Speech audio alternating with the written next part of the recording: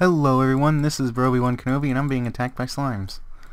Ah, so many slimes. Ah. So, I've been running this second quarry for a while now, and it's turned itself into a very, very good slime farm. These things just keep spawning in here, and every time I walk away, more spawn behind it.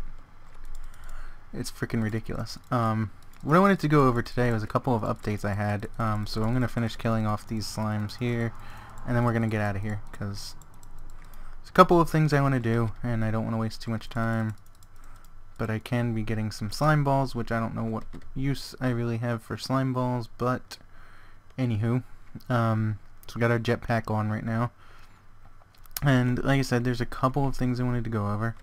I don't think there's really anything here. This is just the same second quarry I set up right next to the first one, and finally just started running it. I've actually been running it directly into, and I will show you in just a second once the world loads in a little better. Oh, whatever, I'm just gonna go down. Alright, well, on my way down here, come on, game. This can get shut off now. We'll stop here and look at this. Now, obviously you can tell I redid the sorting area quite a bit. I tried to make it more compact and look nicer. However, that failed because I had to add in this sorting machine here, because I was running into the problem of if I pulverize coal or monazite ore, I think is what it's called, but I get this forcisium stuff and coal dust, and it would, you know, pulverize fine and come out and do all its thing, and then it would just sit inside the furnace and not do anything and clog up my system. It was getting to be a real pain in the butt. The only way I could find to mitigate this problem is to add a sorting machine here that simply sorts forcisium and coal dust out into the blue line, which connects with the regular system, and send everything else that comes out of the pulverizers into the white line, which goes right into the furnaces. It was the best way that I could figure out to get rid of the problem of the clogged up tubes here, or clogged up furnaces. So, you know, it's not perfect, but I like this way. It looks a little bit better, minus the spaghetti of wires that or tubes I have to have here. But such is life. We'll go downstairs. There's one thing we're gonna craft while we're here because I wanted to wait to do it on camera. I revamped this area a little bit to the recycling and mass fabrication. I have plenty of UU matter now. It's not a big problem. But what I have is the quarry that's running is pumping into this chest instead of the one upstairs. So if anything that's not one of these 24 items is getting sorted directly into the recyclers, and it's just getting recycled and turned into scrap, which is helping me produce UU matter at a quicker pace, and it's wonderful. I like it a lot. This was a good idea because, you know, I still have a ton of cobblestone. I still have a ton of every other resource. I kept out these items because I figured, what the heck, they might be, especially like tin and copper. I was starting to run out of tin and copper, believe it or not. And even redstone I was getting low on. Let's see, we haven't gotten any redstone yet still. And I keep clearing this chest out every once in a while just to make sure it does not overflow, because overflowing would be bad. But yeah, we have plenty of tin and copper now because we've run through this system. We got plenty of UU matter.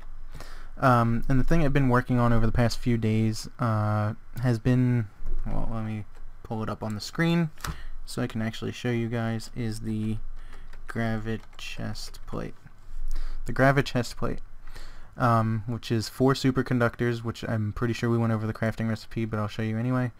So you need 6 superconductor covers, 2 glass fiber cables, and a gold ingot gets you 3 superconductors. The superconductor covers are made from 4 advanced alloy, 3 carbon plates, and 2 iridium plates. So we spent a lot of time making up UU matter into iridium plates to do that. So that's the superconductors. The ultimate lap pack, I had the advanced lap pack already, so I made another iridium plate, 6 lapatron crystals, and a superconductor. Gets me the ultimate lap pack, which I made already.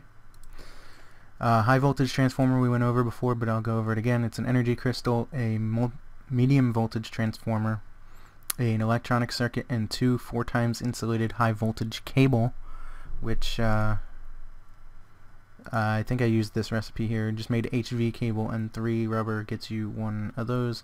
HV cable, 3 refined iron gets you 12 high voltage cable.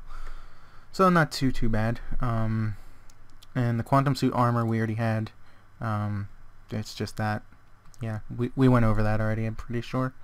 Or if we didn't, well, there's the recipe. I'm pretty sure we've gone over all these ingredients. We made the nano suit armor in a couple episodes ago, and everything else is pretty straightforward. So yeah.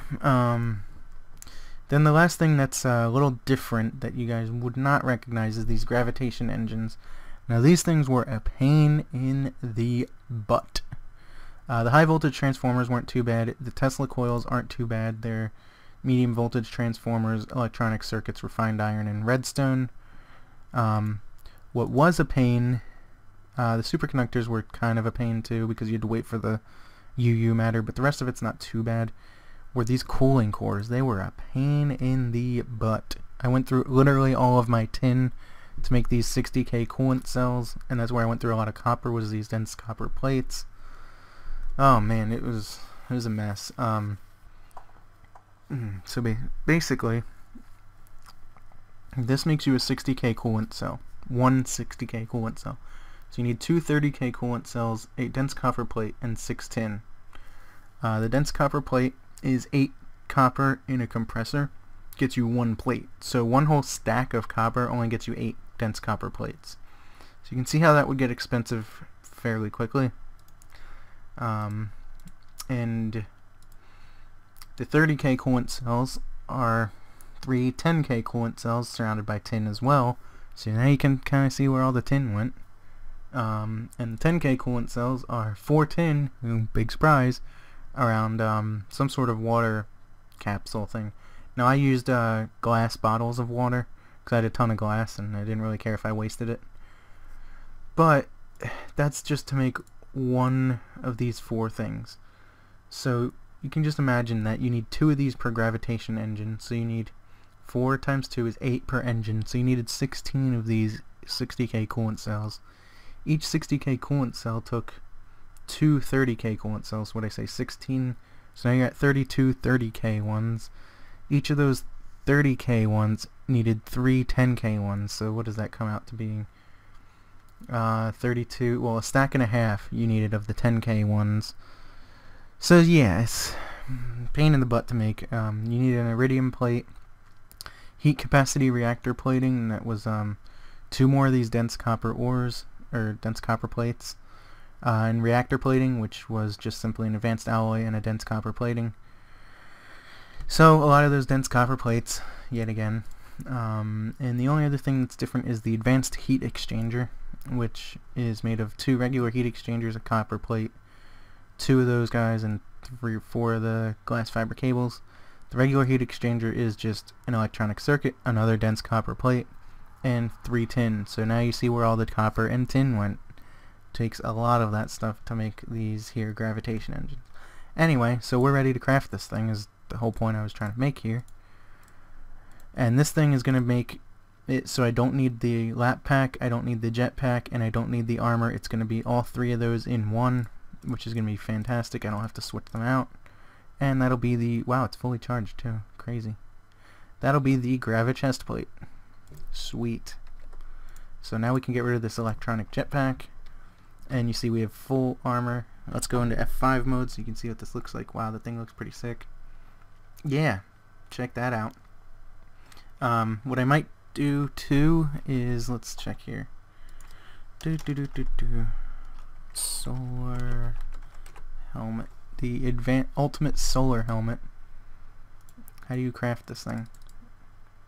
How do? I can't see how to craft it. Well, anyway, I might make that too, because then just walking out in the daylight will recharge my energy level, which is pretty cool. How do I turn the gravitation engine on?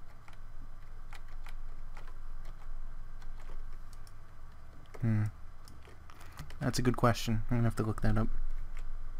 Nope, not that button.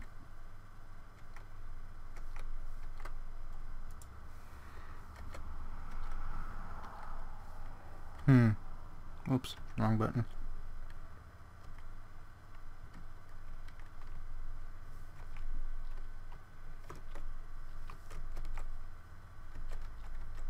I don't know. But two other things I wanted to show you guys that I crafted. Let me get rid of these slime balls. I don't need that. I have so many slime balls now. It's ridiculous. I don't need that jetpack anymore either. So we'll go throw that into one of these chests over here. I keep the one arrow because of my bow. The other thing I made was the advanced chainsaw. And you'll notice also, let me pull one out. See the chainsaw? You can see it's glowing. It's been enchanted, as has the diamond drill, with efficiency 5. Now that's only because what I had was the books here that were the enchanted books that I picked up out of a dungeon that were efficiency 5. I stuck them into the anvil, you know, one and then the other guy, and it was pretty cheap. It was only 8 levels of enchantment got me the enchantment, so it was pretty sweet. Now another thing you'll notice here is I've created a walkway, and it has not loaded in yet, so unfortunately you won't be able to see what I'm about to show you. Yeah, I made this. Let me make sure I'm not going to get attacked from behind. Oh, there's a lot of skeletons over there. So I made a house, like a normal old house. And this is actually where I decided to put, like, my bed, because I was tired of sleeping in the lab over there. So this is where my bed is. This is where my actual house is going to be. Like my living quarters, so to speak. And I got this design idea from a YouTuber I've been watching for quite some time now, named Silent Mystification, aka Dudrooster569.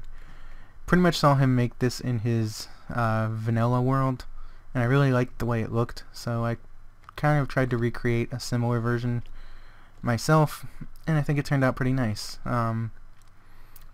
Yeah, the front does look very strange to me though.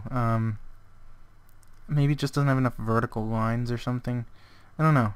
I kind of want to do something like, I think in his version the that second floor juts out over the top by a block, and I wanted to do that too, but I didn't know how to make it look right. So I may be revisiting that sometime and actually you know, dealing with it the way I'm supposed to, but whatever. It is what it is. I'm gonna go charge this chainsaw. I don't know why my... Oh, you know why it hasn't charged? I know why it hasn't charged now. Because I have to actually, whoops, use the tool. Sweet. So the other thing about this is it'll charge whatever item I'm using. So, like if I had the Vajra out, it would charge that while I use it. So that's pretty cool, in my opinion. Definitely good stuff, and I don't have to waste inventory space now with junk. You can see I pretty much only have to hold that because the advanced chainsaw can be used as a sword. It's not like super strong, but it'll kill pretty much any hostile mob in 1 to 2 shots. So that's pretty sweet. I don't think there's really anything else I've done since the last part. So just wanted to show you guys that, and yeah. Fun stuff. Oh, I also found a stronghold and an end portal. I think sometime in the next couple days to a week, I'm gonna go fight the Ender Dragon, because I'm pretty much as set as I'm ever gonna be in going to fight him. Ooh, excuse me.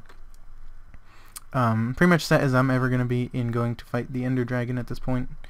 I have the best armor I can possibly have, and I have some of the best weapons I can have, especially like this bow. I actually got this legitimately too. I had like 32 enchantment levels. I took a bow, I went to the enchantment table, plopped it in, and out came a power 4, punch 2, and infinity 1 bow, which is pretty awesome. And you can repair them with anvils just like you can with other tools, and I will show you guys just how, because I think a lot of people don't realize that you can repair a bow with an anvil. So what you do is you throw in your enchanted bow here, and your unenchanted bow, or your replacement, or if it's got a different enchantment that's not one of those 3, and you want to combine them, whatever it might be, and it'll repair your bow for you. You see that? Now it cost me 30 levels, so I'll need to gain some levels to do that. You could also rename this like like sniper, and then it'll be 37 levels that I need for that, or I don't know, whatever you want to call it. It doesn't really matter. So I'm not going to do that yet. I might do it like right before I go face the Ender Dragon, just to make sure it doesn't break while I'm using it, because it is a freaking awesome bow. And I got enough string and sticks to make new bows. So it's pretty sweet. I think I said that a few times, that's pretty sweet, but it is. It really is. And yeah, I think that's about all I've done since the last part. So yeah, if you liked the video, go ahead and click the like button, subscribe if you're not already, and I will see you guys in the next episode. So thanks so much for watching. Peace.